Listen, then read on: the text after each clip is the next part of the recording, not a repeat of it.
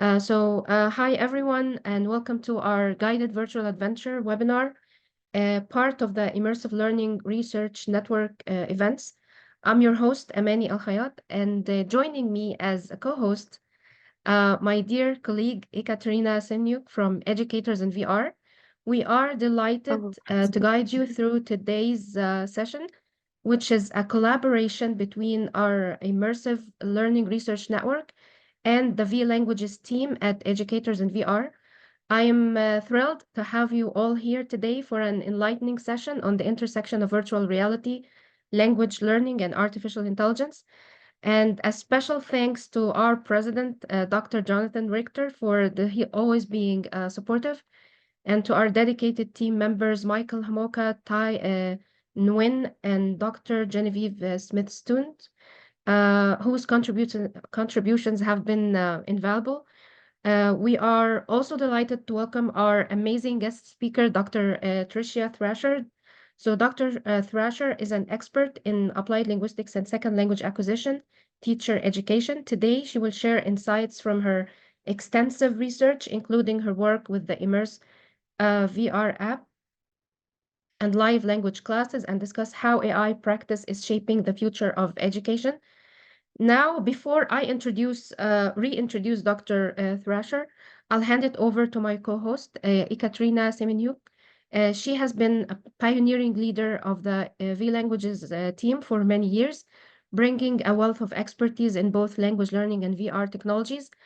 After Ekaterina introduces our team at Educators in VR V Languages team, I will have the pleasure to introduce Dr. Thrasher and dive deeply into her work.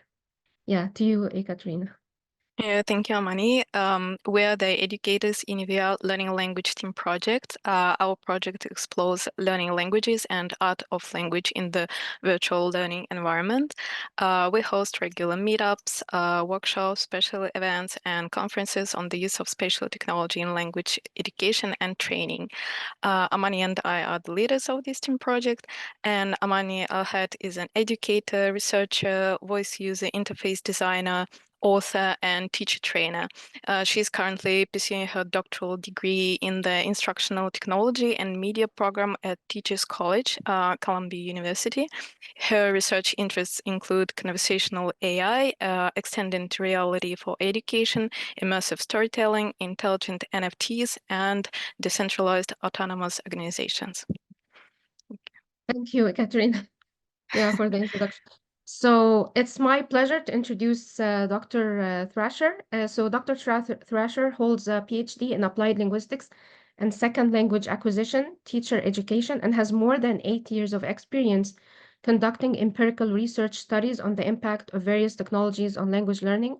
At Immerse, she led the development and launch of Immerse's French and English programs, and currently leads the development of the research agenda, overseeing over 30 external research partners around the world who conduct research with the Immerse platform. With funding from Meta, she's also spearheading a large-scale research initiative on optimizing the use of VR for language instruction in schools at scale. This includes working with partner schools in several states and providing professional training to language teachers and students new to using VR for language learning, supporting VR implementation in classrooms, and coordinating research efforts with a team of external researchers. Throughout her research career, Dr. Thrasher has received grants from organizations like Duolingo, Language Learning, and NFMLTA to conduct research on the efficacy of VR for language learning. She has received prestigious awards, including the 2023 CALICO Journal of the Year Award and the ACTFL Award for Doctoral Dissertation Research in World Language Education for research showing physiological evidence that learning in VR lowers language learners' anxiety, and quantitative evidence that it improves their speaking skills. She frequently presents her research at national and international conferences and publishes in peer-reviewed journals. She's a member of the CALICO Journal Editorial Advisory Board and an active leader in the CALICO Immersive Reality Special Interest Group, which is dedicated to understanding how XR supports language learning. So now let's welcome Dr. Thrasher. Thank you. Thank you, Amany. That was a very, very nice introduction. So just before we jump into Immerse here, I'll get started by telling you a little bit about my role at the company. So as Amany said, I have a background in VR language learning research, and I've conducted studies with several different platforms, over time, VTime XR, Spatial, Alcove, AltSpace, really anything you can probably think of. Um, and then as I finished up my PhD, I ended up coming to a company called Immerse, which is what I'm going to be showing you today. And my role here is basically to oversee all of our research initiatives that we do as a company. So any internal studies we may do, or any, we partner with a lot of universities around the world to conduct research. And we also partner with a lot of institutions just to provide their students additional language practice. And so I oversee those partnerships as well. So today what I'm going to do is really just show you the platform and do a walkthrough of what it is. But feel free to ask any questions about research and anything as we go along. I told Amany as people are coming in, I have no problem being interrupted. So if you have questions as we go, especially clarifying things, feel free to put them in the chat, and then Amany, maybe you can just let me know if you see anything and feel free to hop in. Yeah.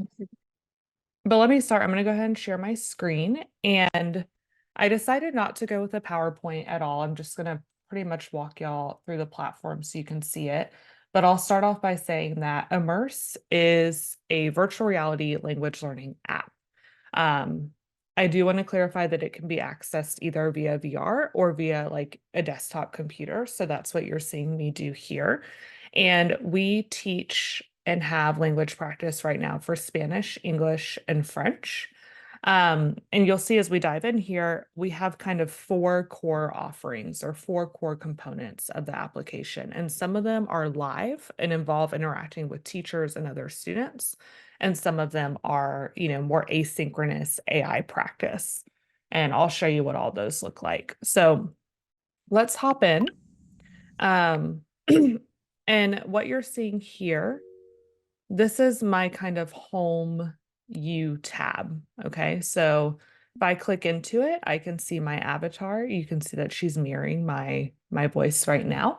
I'll come over here and I can pick the language that I'm wanting to study. So right now I have mine set to English for the sake of this demo, but I could put it to Spanish or French so that it shows me the content for that language. And then I can also set my fluency level. So we do have a placement test that students can take if they don't know what or not even just students, any users can take if they don't know what level they should be at. And this placement test is based on ACTFL can-do statement. So it is a self-assessment. For now, we are working on developing one that is not fully self-assessment, but it's aligned with ACTFL standards. And then it would tell me what level I'm at, and then that would kind of guide me through what classes I should take and what activities I should do. So right now I have it set to me being a complete beginner of English. I also have a progress tab over here where I can see how I progress through the application. And so if I click on it, you'll see that I have these different categories of what we call language functions. And this is basically all the classes that would be available under this category. And so it shows me how many I've taken in each one. Surprise, I'm not the best student when it comes to beginning English classes. But you can see the idea would be that this would fill up as I participate in more and more things on the platform. And you'll notice that these 3 are grayed out here. That's because, again, I'm set at a complete beginner. And so these levels might not be available until I get to a higher level in the program. And so it does adapt as students go along. And then I can also earn like stamps and again, take periodic assessments to kind of know where I'm at in a level and if I can move on. I also have a review tab where I can review certain objects or notes from classes I've taken. So this is just kind of like the stop that students can come to really check their progress, reset their language, or, kind of do some review. There is also a tutorial, of course, that they can take where they can learn how to use all the different controls. I won't go through that today just because it's, I don't think it's the most interesting part for y'all to see, but this was added in here just to really support students and onboarding them into VR. Because if you've used VR with students, you know that it's not always the easiest to get them trained in knowing how to use an application. But let me jump up here. So as I said before we hopped in here, we have 4 what we call like core offerings. One of them is Learn, which is live classes that I'm going to talk through in just a second. Another one is called Connect, which is essentially like conversation hours. You can think of them in that way, like a conversation exchange table almost. Then we have Practice, which is all of the AI powered practice. And then we also have Play, which is like AI powered learning games. And I'm going to go through all of these, but if I go to Learn and I click on Let's Go, it's going to show me all the lessons that are available today for English. Okay. And you'll notice that the one at my level, which was Foundations, is starred. So that's again to guide me to, probably take that class. But our users are adult learners. And so we don't force them to take a specific class. They can choose which one they want to take based on what they feel is most relevant. And what they feel they need to know and practice. But you can see, so these are all leveled, and I can see them running throughout the day and choose which one I want to take. And then students can also see the scene that the class will take place in, as well as the topic. So you can see from my level, if I were to stick with that, the topic for today would be practicing giving instructions, and it would be in the airport scene. And then I have a little bit of class details, of the learning objective of the class. So by the end, I will be able to follow and give simple instructions. I'll learn vocabulary about the airport, practice identifying new terms, learn how to give instructions and follow instructions. So this is just to give me a preview of what the class is about. And then I can click on resources and have some preparation materials to review beforehand. So that way I can see, okay, what's some key language I might need to know for this? What are some examples of the imperative forms, since we're going to be practicing with giving instructions? And so that way as a student, I can kind of these are optional. We design our lessons to where if people don't prepare, they will still be able to, um, do the lesson successfully, but the idea is to give them some support since, it can be a little intimidating to hop into a live class. And you'll see as well that this class runs from 9:15 to 9:55. So all of our classes are 40 minutes long. And they rotate within a given level. The same topic rotates all day so that learners have multiple times that they could take the class and they can pick which one works best for their schedule. But then every day of the week, there is a different lesson. So theoretically, someone could come in and take 7 different complete beginner classes a week. They could also hop up to a higher level and take some classes. So we try to give them a lot of options when it comes to that. Sorry, let me just grab some water. Okay, so those are the live classes, and I grabbed a video. I don't want to hop in because I don't want to disturb a class, but I did grab a video of kind of what this looks like because I know it's hard. Well, you guys are all VR pros, but a lot of times it's hard for people to understand what exactly this looks like. So I'm just going to give me 1 second. I'm going to switch just so you can see.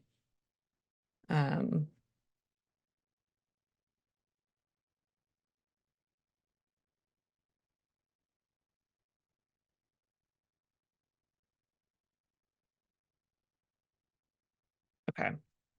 So there we go.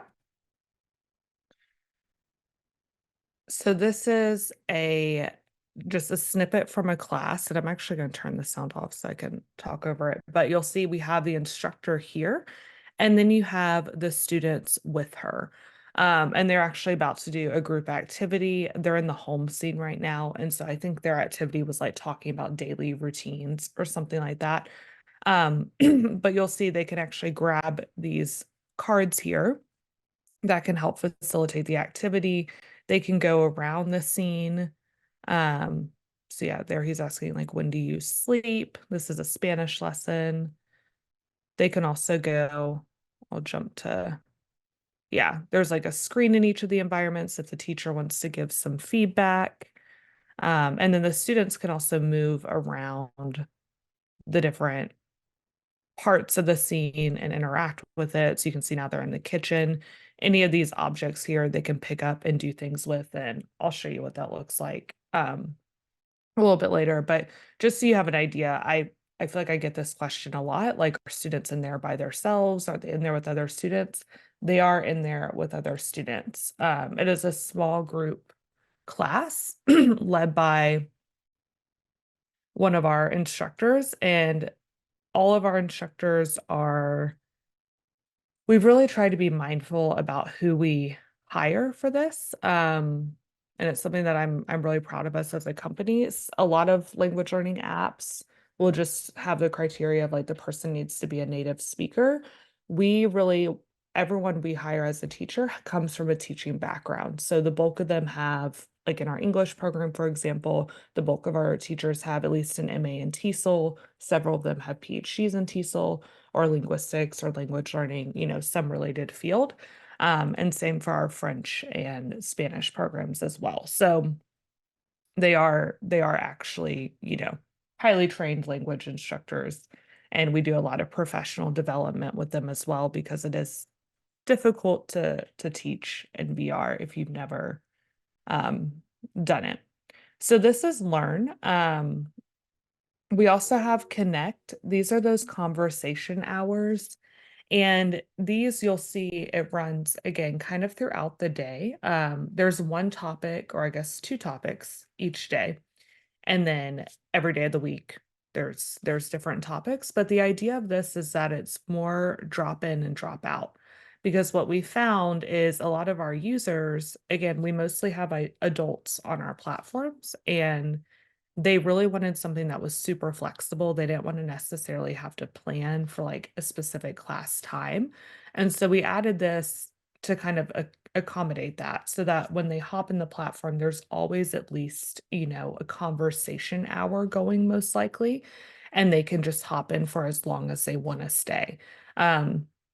So these are set up, they are led by an instructor as well, and they have multiple students in them. But instead of being like 40 minutes long with a specific learning objective that's really like being focused on throughout, they're more open-ended. And so the instructor has a couple of little conversation activities just to kind of, move the conversation hour along. But the idea really is for like a student to be able to hop in at any point, get kind of caught up to speed, talk to people as long as they want, and then leave. And then we have the instructor there to like moderate, give feedback, and, make sure that everyone is on task as well. So these are the two live options. And before we jump to the asynchronous options, I do want to show you the different scenes that these can take place in. Because on the back end, our curriculum team and our instructors choose the scene for the students. And then when the students join, they're automatically in there. But we do have a lot of options that they choose from. Depending on whatever the topic is for the class. So you can see there's airport departure. That's the one we saw for the live lesson with giving directions, but you also have like an art studio that we use a lot for descriptions, a backyard barbecue scene, a bar scene. We actually have members that meet up here on their own every night for like 3 hours to practice language, kind of like you would have done in an alt space or with like the campground or the campfire. Can't remember what it was called exactly, but they can actually like arrange their own meetups in here. We have, car dealership. We use that a lot for negotiating.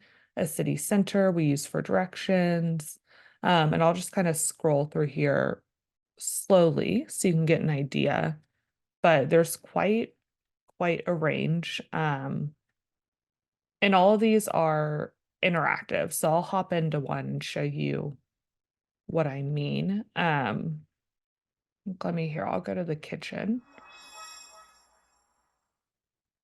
And we've designed them to be highly interactive because of what research shows with, interactivity in VR. And so we know for language learning at this point, if a student is able to like pick up an object and do something with it while they're learning the word for it or talking about it, they're much more likely to retain that word for longer, and be able to recall it more successfully. So here I'm in the kitchen scene.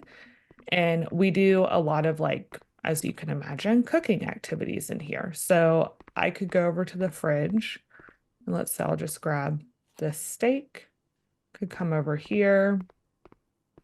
I could eat it, but I don't want to eat it raw. So I can place it in the pan, cook it. If you leave it for too long, it will catch on fire. So it is realistic in that respect. You can put like toast in the toaster oven. Same thing. If you leave it too long, it will catch on fire. You can boil different types of food, put things in the oven. You can use the blender. So we use that a lot for a lesson we do for Spanish where they make gazpacho. And so they have to put, the different ingredients, they have to chop them up, put them in the blender. I'm not the best at, blend it up.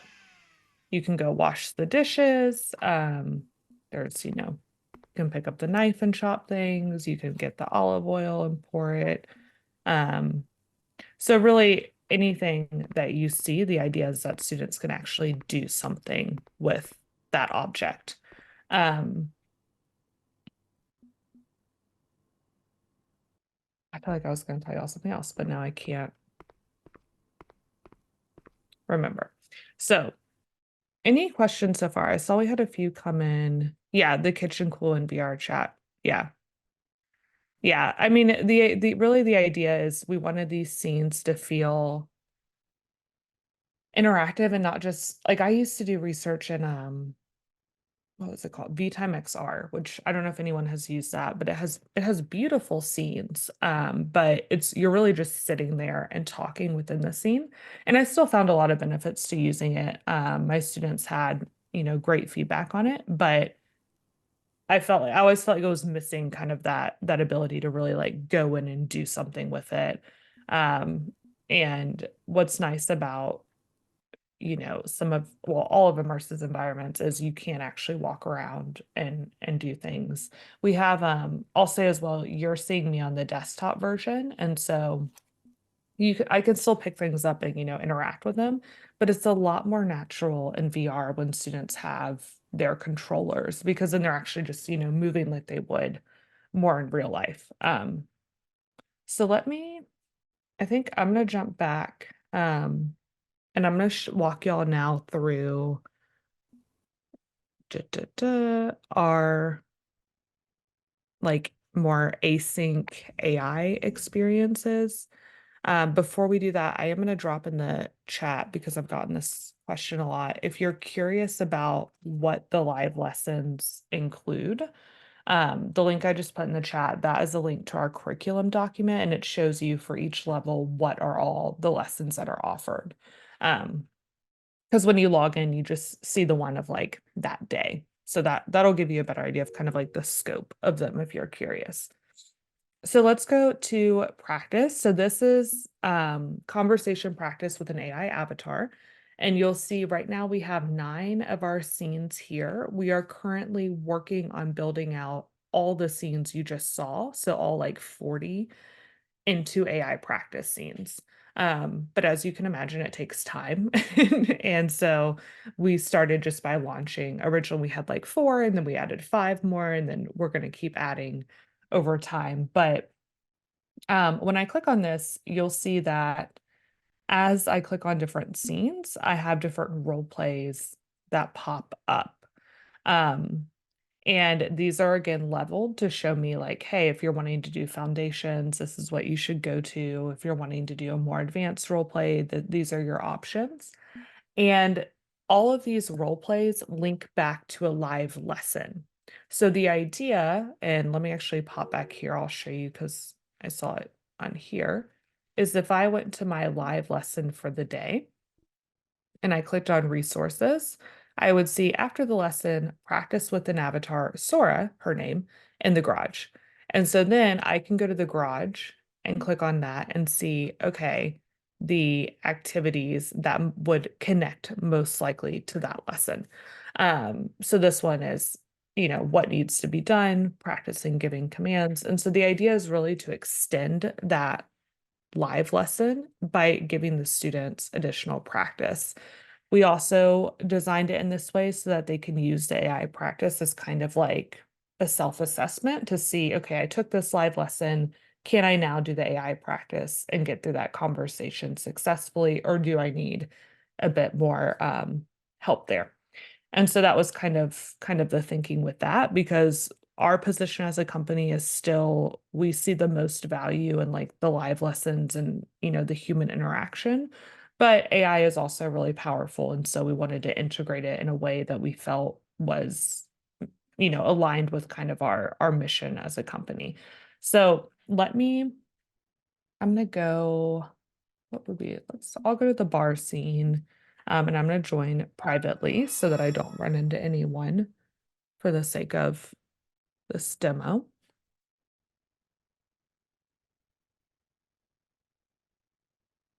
And you'll see now that I'm in here, there's different avatars kind of spaced throughout.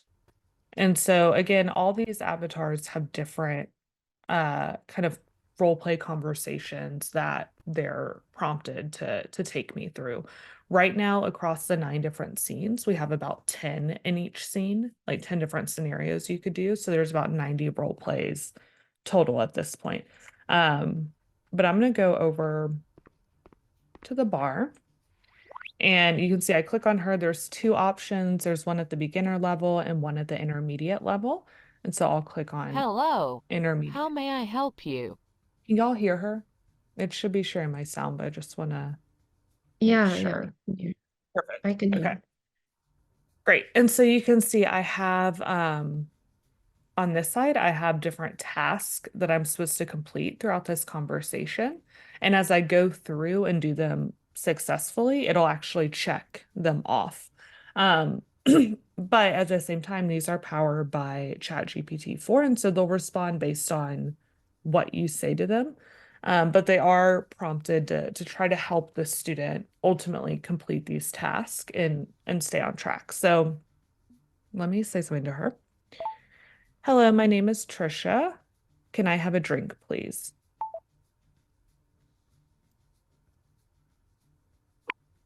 Nice to meet you, Tricia. What would you like to drink? Does anyone have a favorite drink they would like me to order? I'll just make one up. Actually, let me ask her, what is your specialty? Our specialty is a delicious cocktail. Would you like to try it? What is in the cocktail?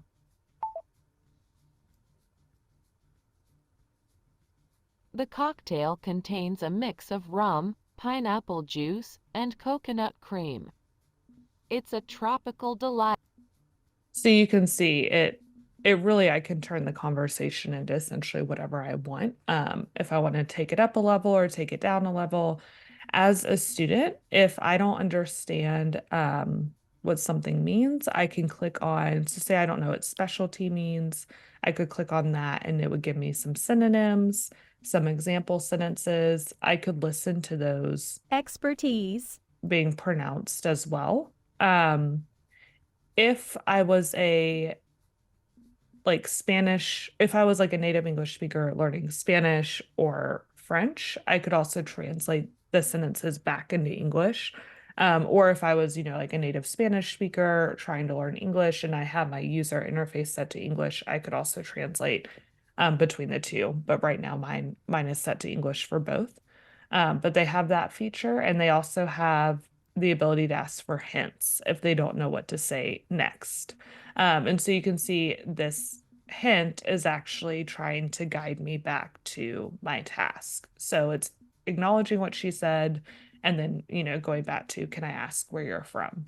And so, yeah, I could also click on words, save them to my notes, review them in my homeroom. So really this is just meant for students to have extra practice. They can type if they're on the computer version. I mean, technically they can type in VR, but it would be extremely inconvenient. They could type as well. We added that feature so that if someone wanted to practice at a time when they maybe couldn't, have their microphone on, they still could, but our hope is that users mostly use them to practice their speaking skills.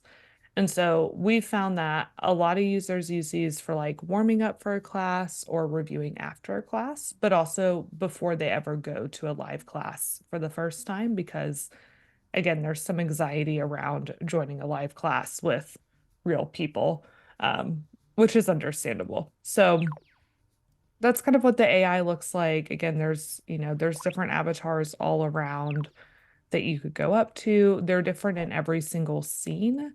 So that's something we've tried to do as well, as have like diversity in our avatars and make sure that they don't all look the same. But I'm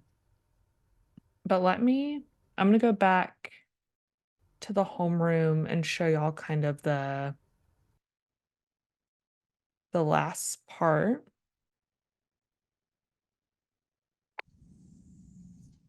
So we also have play.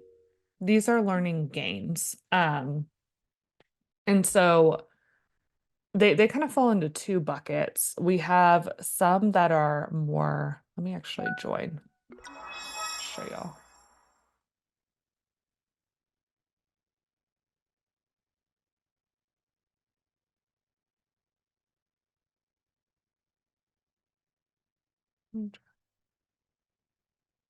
Mute myself. Tricia, we have a question from Farah. Yeah. So Let's see. she has two questions. Are these tasks timed? Is there any linguistic feedback? What does that look like? Yeah, great question. So in terms of timed, they're not timed. Yeah, they're not timed, but they are limited to 10 responses or 10 turns. And that is something, to be honest, I don't want to misspeak, but it's something with like the limitations of the cost of having more turns than that with the program we use. So they are limited to that. So the goal is that the user can accomplish all 4 tasks within 10 turns. But we don't like time them in terms of, you have 5 minutes or something.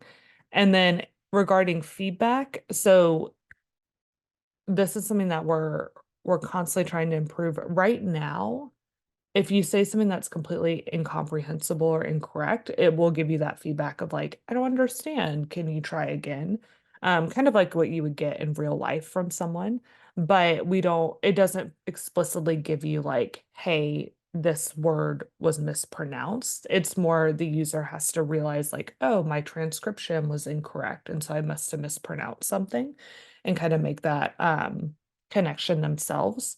It will give you, like, if the user asks it a specific question about grammar or vocabulary, it will answer it, because again, it's ChatGPT 4. So it'll respond, but again, it's kind of up to the user to elicit that feedback. But we are looking at ways that we can make it, at the end of a role play, actually give a student like different measurements for different things. Did that answer your question, Farah? Awesome. Thank you.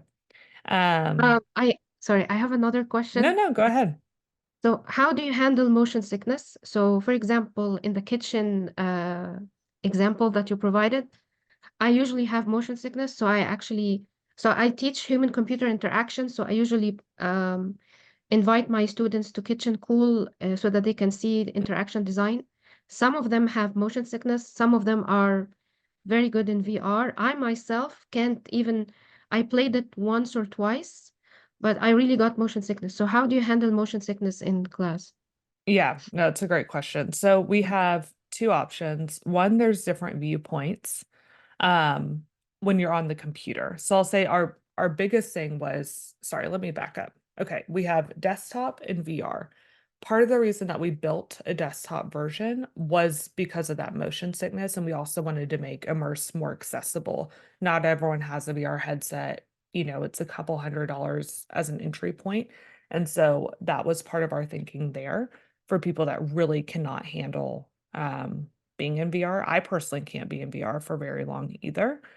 Then within the desktop version, there's two ways of movement. This way, which is third person viewpoint, and then a first person viewpoint that I do not use because it makes me extremely motion sick. So I keep mine in third person constantly. And then when I'm in VR, we again have two different movement options for VR. We have one that is teleport, which seems to be the one for people who are more sensitive. Like that's one that I can use, and we get a lot of feedback from our members that that one is comfortable. And then they have natural movement, which to me, like it makes me nauseous immediately.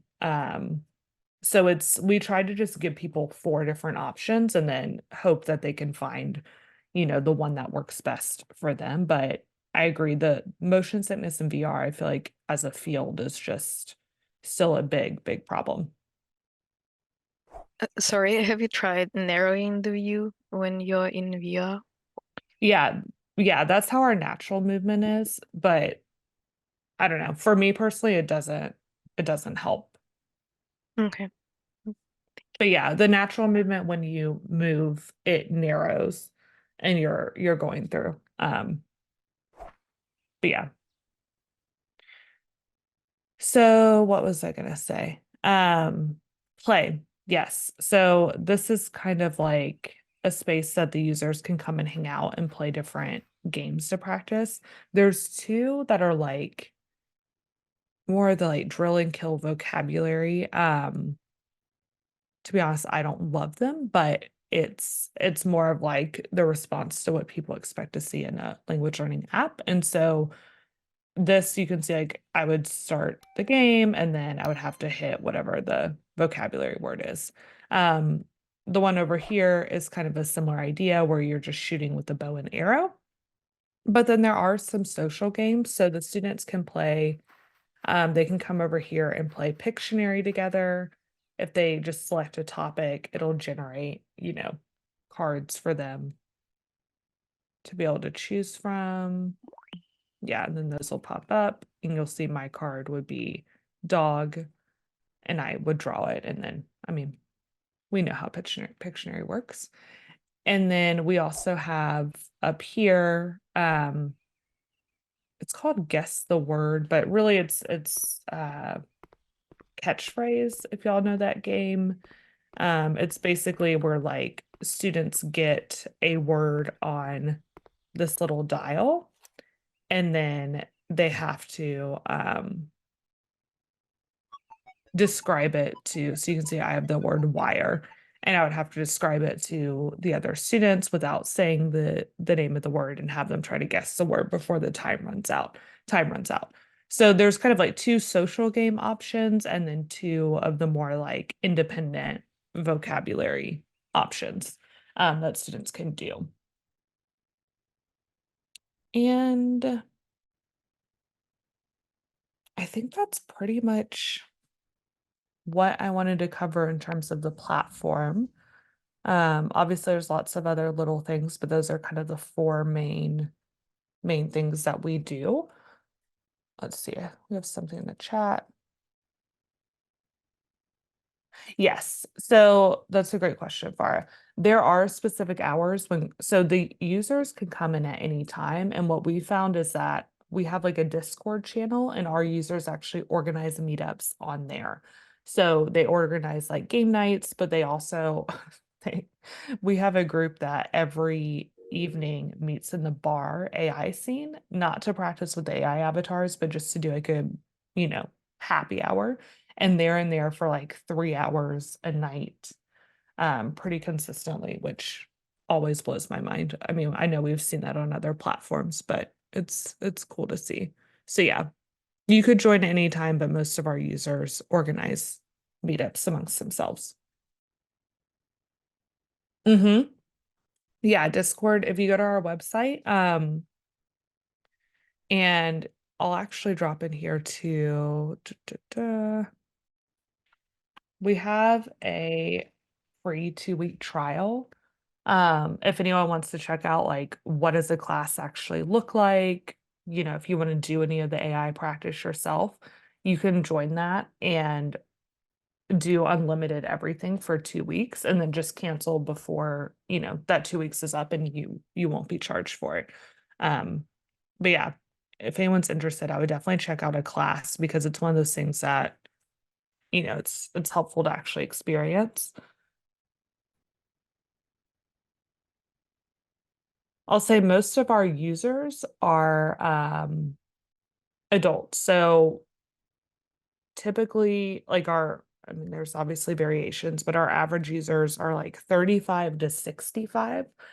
And it's a lot of people who are trying to learn language either for their work or for their personal lives. Like, you know, their mother-in-law speaks Spanish and they want to be able to speak to her in her native language. And so that's why our platform is really more lively, I would say, in the late afternoon evenings, because that's when most adults are off work. We do have learners that join from all over the world. So we have a lot of people in the US, of course, that are studying like Spanish and French, and even we have some English language learners from the US, but then we also have a lot of students from Mexico, South America, all over Europe, East Asia. We have a huge kind of user base in Japan, and so they even have their own class schedule that is aligned to be more ideal for their time zone. So yeah, if you're curious, like who's using it, it is more adults. We're 18 and up. And we chose to do that because of the live nature of the platform, just with it being, you know, you can't predict everything that's going to happen, even if you have a teacher there. So we didn't feel like we wanted any minors on there. And yeah, I'll drop this link into if you're wondering like more how we partner with like educational institutions. Sorry, where's our chat? Here we go. That will kind of walk you through how we do it.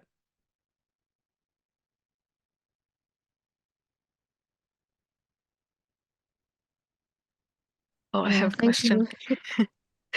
Yeah, sure. So you were talking about a learner.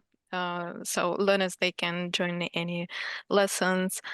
Do you have any courses that they might join with a pre-made schedule or something, or it's only up to learner to choose and to, let's say, form their learning journey at the moment?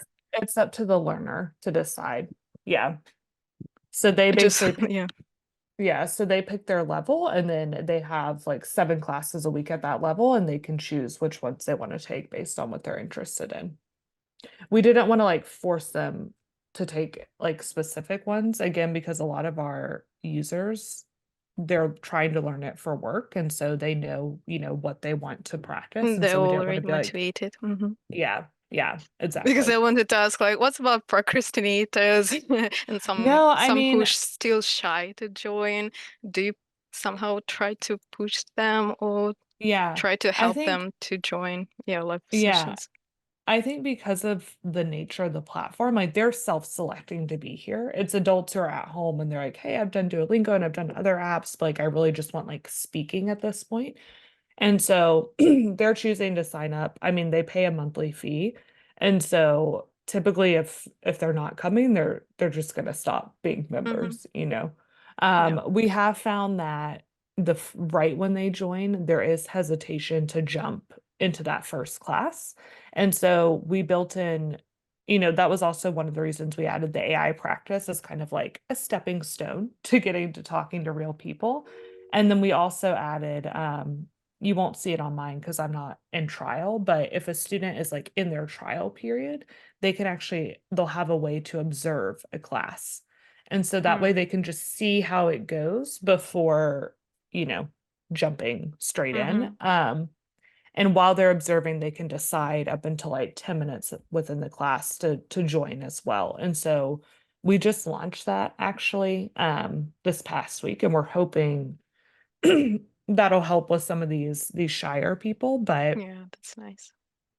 yeah, I think because it's not like it's different than like a university course where like they're getting a grade and they're like required, like it's really it's the same as like people who use any other language learning app. Like it's all up to your own personal choice. And so yeah, they're pretty motivated. I mean, we have some people who are on here for like 4 hours a day. It's pretty crazy. Like, like you're fair. Wonderful. Yeah, Like you're very, very motivated to learn. great. Thank you. You're welcome.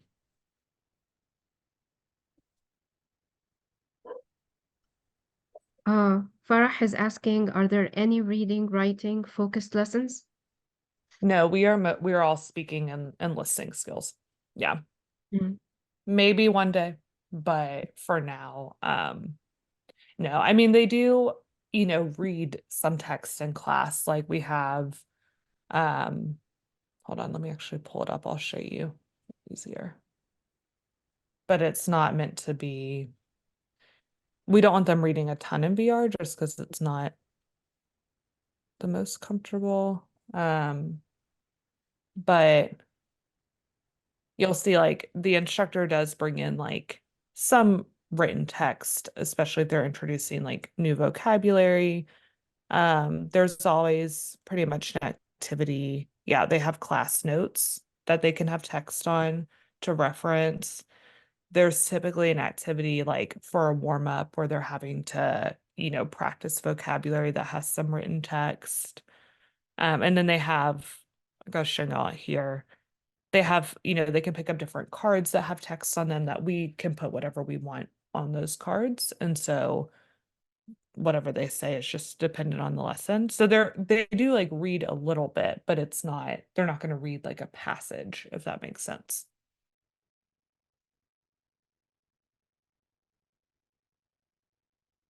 Great. So, are there any other questions? Mm-hmm. Thank you, Farah. Yeah. Yeah, Farah, I don't know if you've done I think we've talked about, but I don't know if you've done the 2-week trial, but you should definitely check out a class. I think whenever I do these presentations, I don't want to just like play a 40-minute class, but it's so hard to convey exactly what happens in them without seeing it. And you could even just observe a class actually now that that's an option. Do you have any games or other things to practice your pronunciation? Because with AI, I see it like if your AI avatar understands you, that means at least you does your job with pronunciation. But Yeah. do you have any specific things? The games that we have are primarily the ones that I showed you, like the vocabulary games. Okay. And do you have any error corrections from avatars?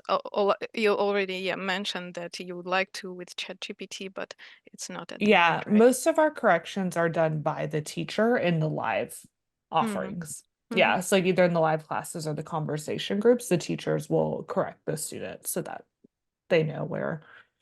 But again, we focus more on like, we've taken a very communicative approach. And so the teacher is not going to like be super nitpicky and pick every single tiny thing. Yes. They really pick like what is impacting communication, like what error is so big that the student would not get their intended meaning conveyed. And that's what they typically focus on. But they will, like especially students ask all the time, for specific things and they'll go over that. And also in your demonstration, you said if a student a student doesn't know a word, he or she can look for it. And then I saw there's an icon like to put to my nose. What is it? Could you talk a little Yeah. bit about it? Is it like a dictionary? And what can Yeah. you do with them? Can you practice your words? Yeah. So anything that you save. So if you don't know a word, there's a dictionary that you can use. We also have an object scanner that you can like take out of your virtual backpack and scan the different Ah, objects to hear the words for them. And then you can decide if you want to save it to your notes. And then that basically brings it into your homeroom so you can review it later. And there's like flashcard activities, there's different little ways that they gamify it. Um, but that way the student can choose what they want to save and keep practicing. Yeah, that's a good Brilliant. question. Yeah, thank you.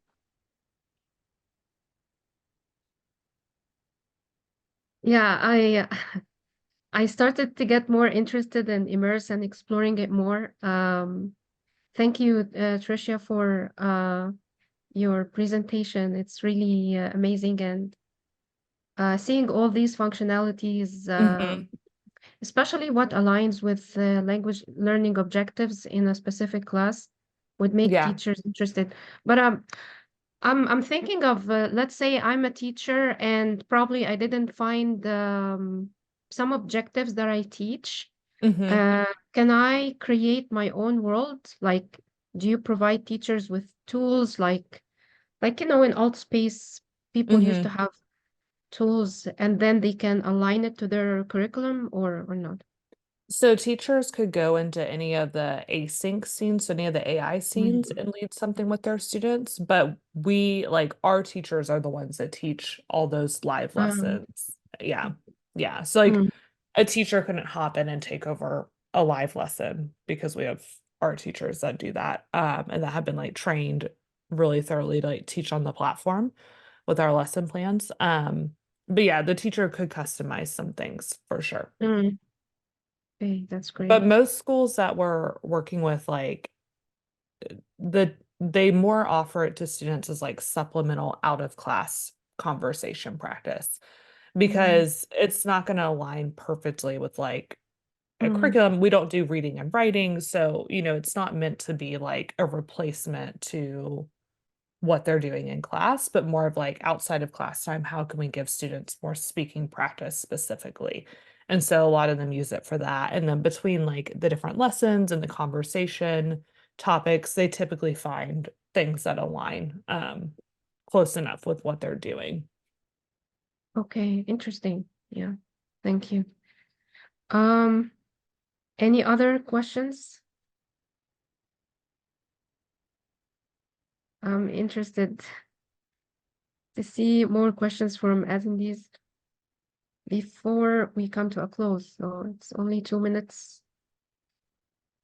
Um, Maybe Tricia, you could share some insights from your research on real language learning that informed the mm, development of Immerse and Yeah. helped it.